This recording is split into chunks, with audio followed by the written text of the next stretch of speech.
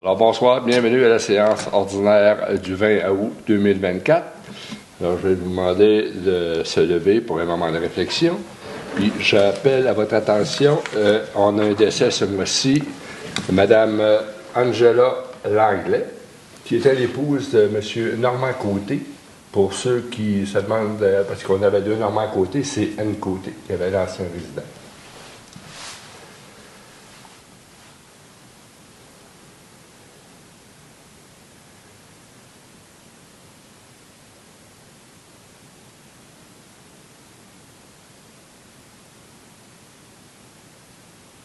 Merci.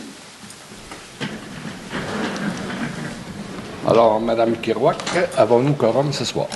Oui, malgré l'absence de M. Poirier, conseiller numéro 1, et de M. Faull, conseiller numéro 6, nous avons le quorum. Alors, ça va me prendre un proposeur, s'il vous plaît, pour l'ouverture de la séance. Je propose. M. Dionne propose. Tout le monde est d'accord? Oui. Oui. Alors, ma lecture de l'ordre du jour, Mme Kerouac. Donc, bonsoir. Donc, on avait au point 1, moment de réflexion, présence, constatation du quorum au point 2, ouverture de la séance au point 3, adoption de l'ordre du jour au point 4. Au point 5, c'est la dispense de lecture et approbation du procès-verbal de la séance ordinaire du 16 juillet 2024. Au point 6, les représentations politiques des membres du conseil municipal. Au point 7, la période de questions du public sur l'ordre du jour et sur les représentations politiques des membres du conseil municipal.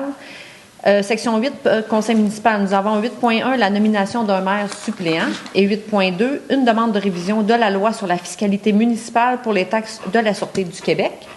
Point 9 et 10, qui consiste en la direction générale de l'administration et les ressources humaines, il n'y a pas de sujet.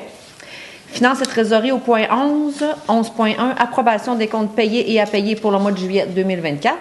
Et 11.2, adjudication d'un contrat de service professionnel d'évaluation foncière pour les années 2025 à 2030. Section greffe, il n'y a pas de sujet. Section urbanisme et environnement, au point 13, 13.1, adoption du projet particulier de construction, de modification ou d'occupation d'un immeuble PPC MOI 2024-002 pour Boréa Découverte. Point 14, service des loisirs, de la culture et de la vie communautaire. Nous avons en 14.1 la nomination d'un représentant de la ville de Chapais pour siéger au conseil d'administration de loisirs Sport Bay James.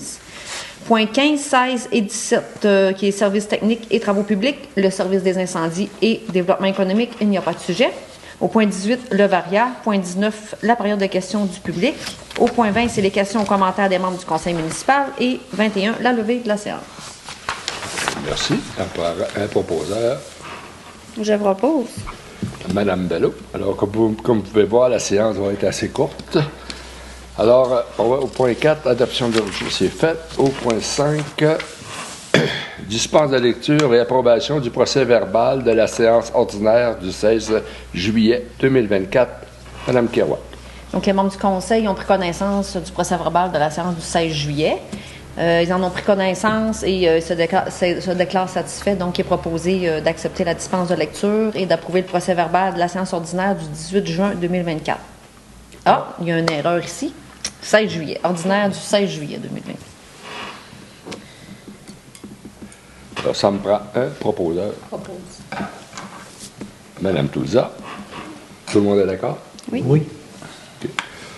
Au point 6, représentation politique des membres du conseil municipal, en commençant par la mairesse suppléante, Madame Bello.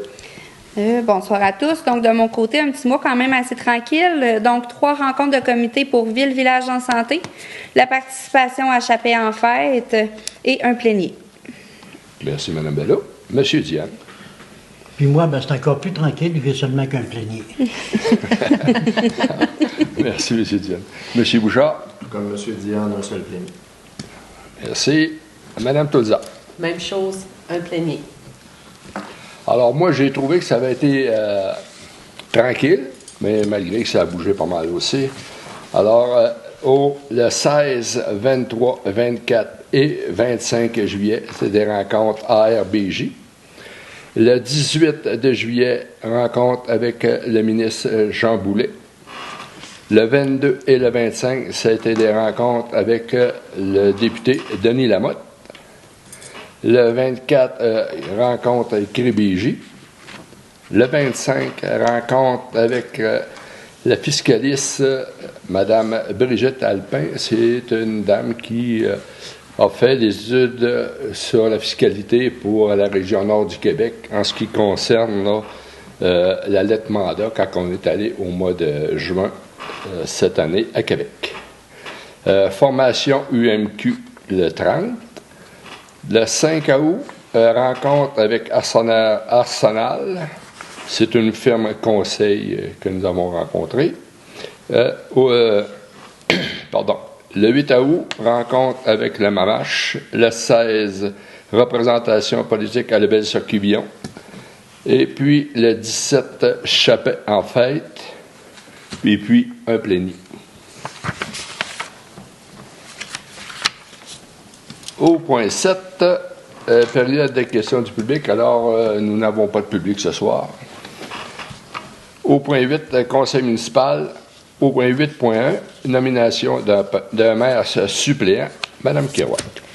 L'article 56 de la loi sur les cités et villes prévoit la désignation d'un membre du conseil municipal comme maire suppléant. Puis nous, tous les 3 mois, on nomme un nouveau maire suppléant. Présentement, c'est Caroline Bello.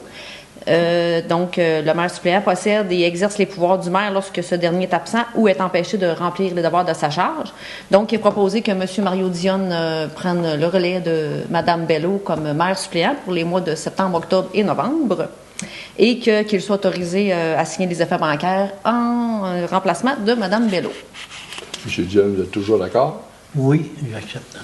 Tout le monde est d'accord? Oui. Merci. Donc, ça me prendrait elle qu'un proposeur. Oui, proposeur, s'il vous plaît. Tu proposes, Jocelyn? Oui. Demande de révision sur la loi fiscale municipale pour les taxes de la Sûreté du Québec. Considérant que la demande d'appui de la municipalité d'Upton par la résolution numéro 2024-04-81 pour la demande de révision de la loi sur la fiscalité municipale pour les taxes de la Sûreté du Québec.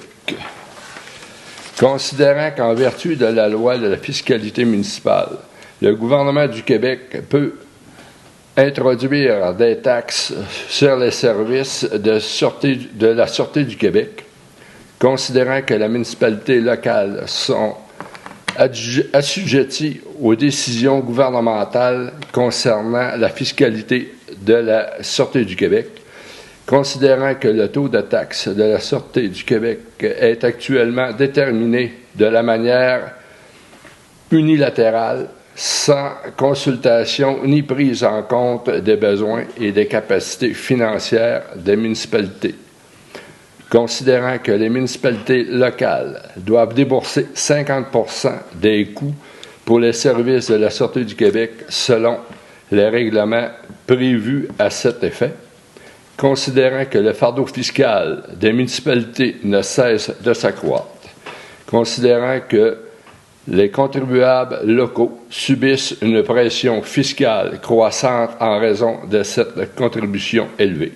Il est proposé de demander formellement au gouvernement du Québec une révision de la loi sur la fiscalité relative aux services policiers afin de revoir à la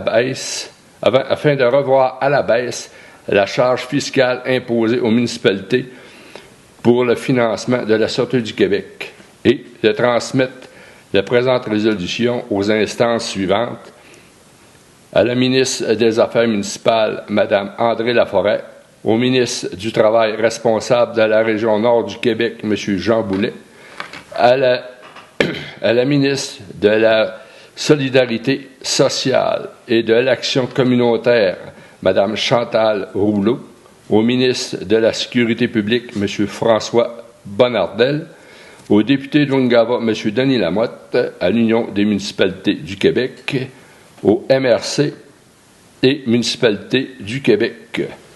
Les proposés. Alors, ça me prendra un proposeur, s'il vous plaît. Je propose. M. Dionne, tout le monde est d'accord? Oui. Alors, pour bien expliquer la chose, c'est que une maison qui est évaluée à 100 000, vous la vendez 200 000.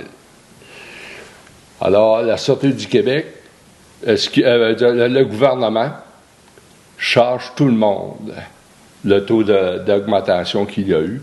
Donc, on se ramasse à un moment donné. C'est pas vrai que toutes les maisons valent 200 000 $.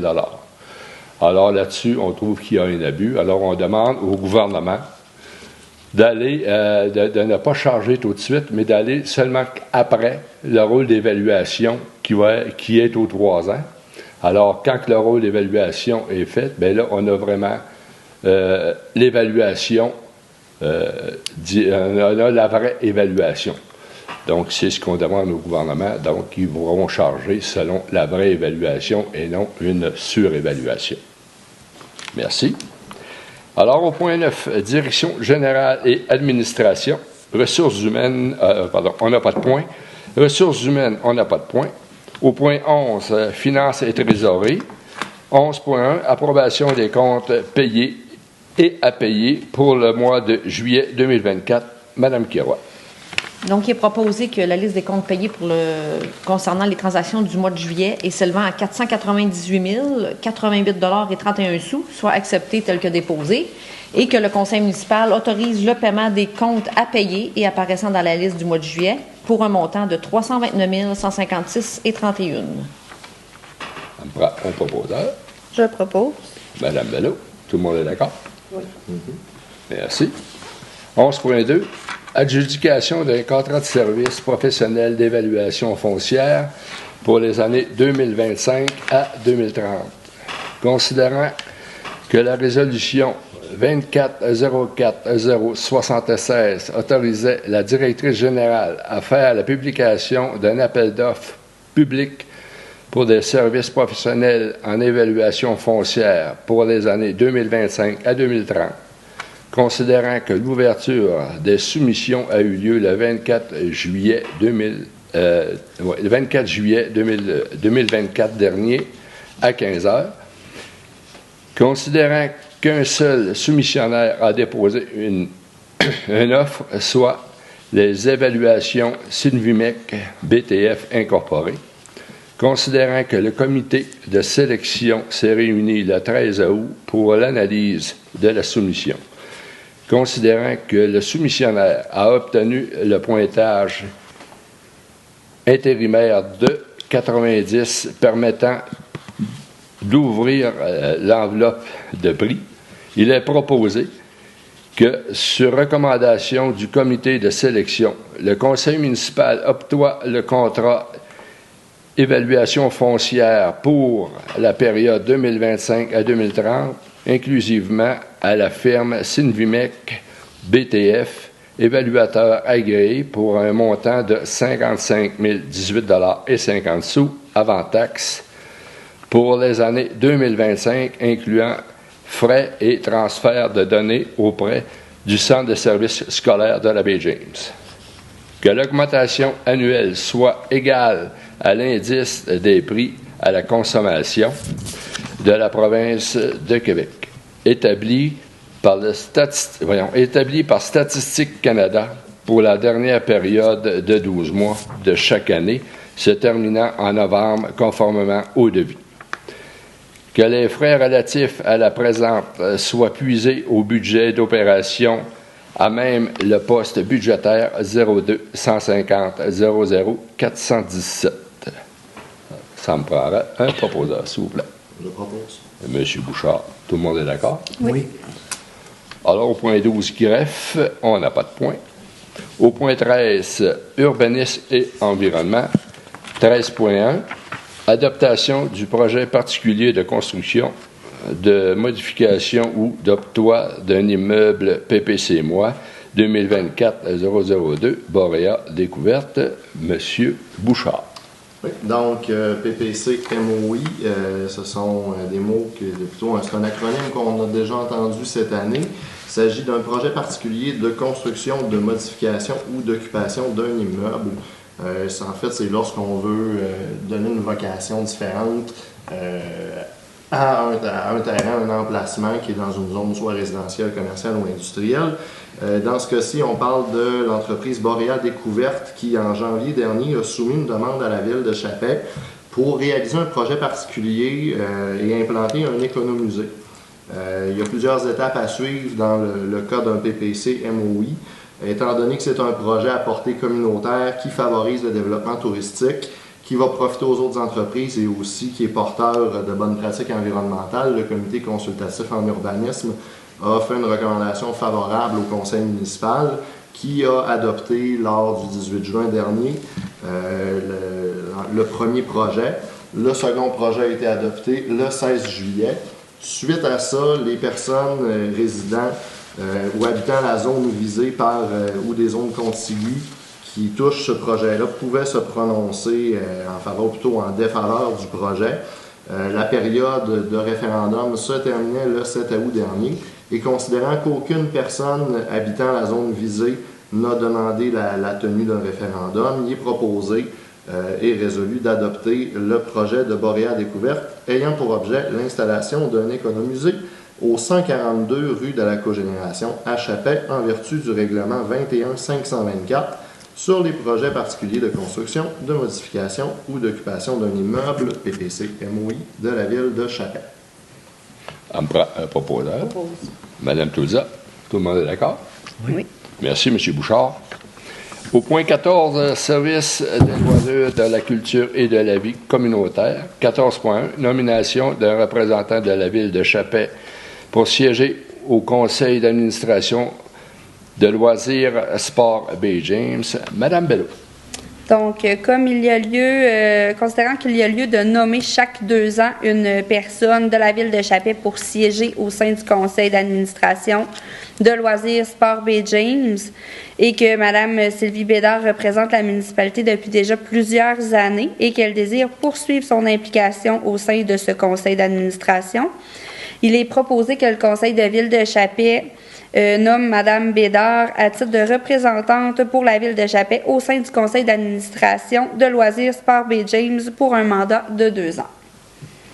Un proposeur, s'il vous plaît. Je propose. Monsieur Dionne, tout le monde est d'accord? Oui. Au point 15, services techniques et travaux publics, nous n'avons pas de point. Au point 16, services de sécurité incendie, nous n'avons pas de point. Développement économique, nous n'avons pas de point. Au point Varia, nous n'avons pas de point.